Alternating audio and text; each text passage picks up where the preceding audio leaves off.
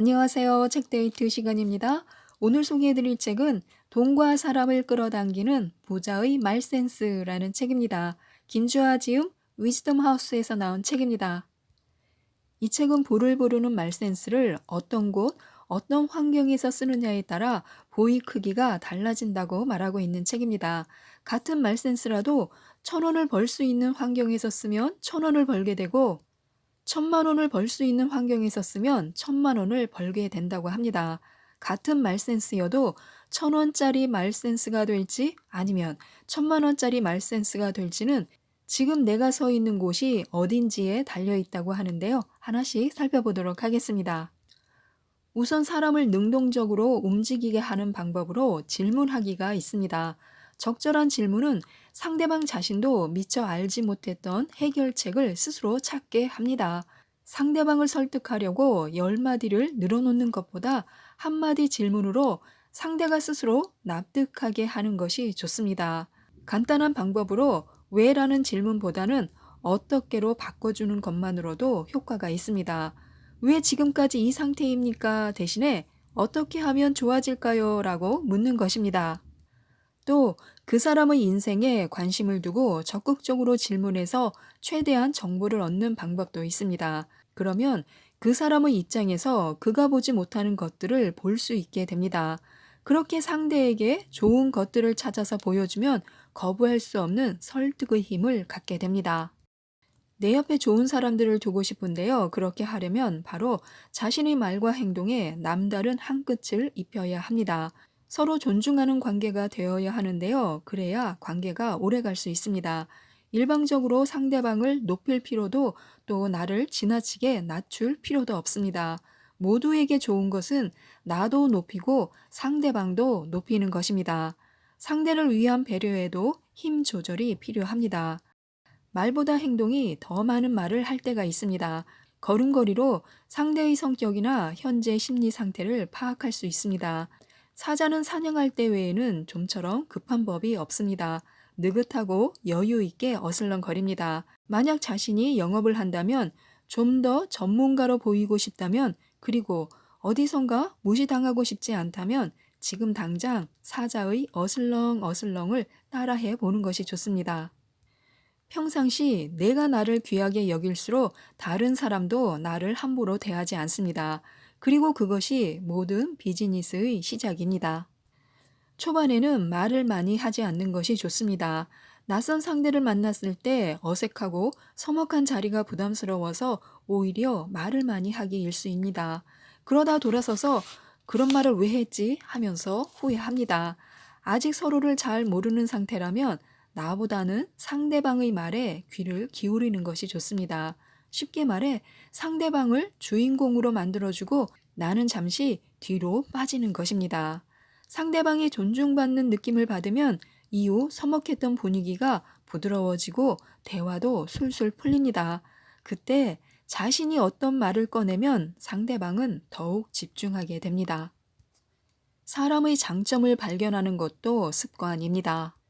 누구에게나 장단점이 있습니다. 장점만 있는 사람도 단점만 있는 사람도 없습니다. 상대방의 좋은 면을 볼지 아니면 그렇지 않은 면을 볼지는 결국 우리의 선택입니다.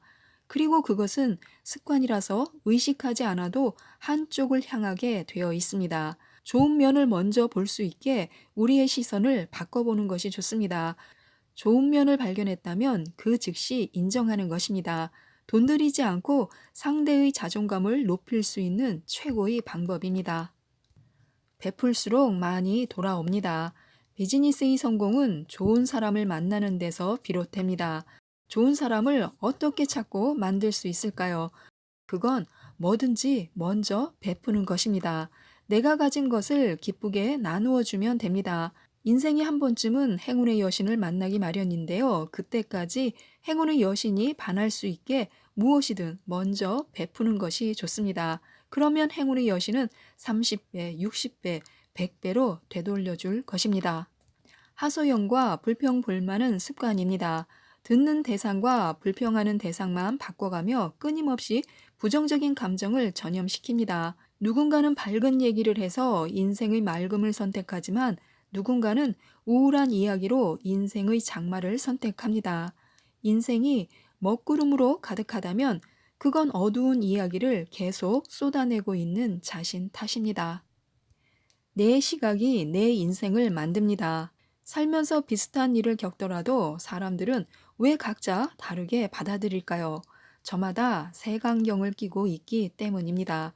그래서 같은 상황을 겪어도 해석이 달라집니다. 각자의 색안경은 살면서 만나는 사람들이나 자신의 성격, 경험을 통해 만들어집니다.